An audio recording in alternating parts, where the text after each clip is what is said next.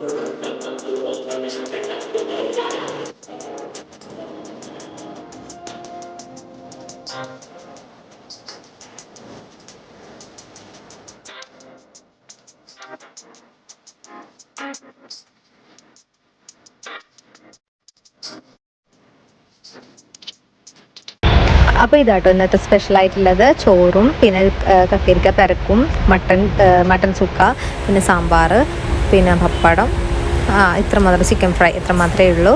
അപ്പോൾ ഇതാണ് കേട്ടോ നമ്മളുടെ ഒരു സദ്യ എന്ന് പറയുന്നത്. പിന്നെ പായസം ഉണ്ടായിരുന്നു, അതിൻ്റെ വീഡിയോ എടുത്തിട്ടില്ല ഞാൻ.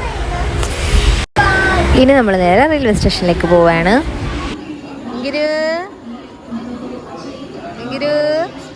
ദേവിട്ട നമ്മ എവിടെ പോന്നേ?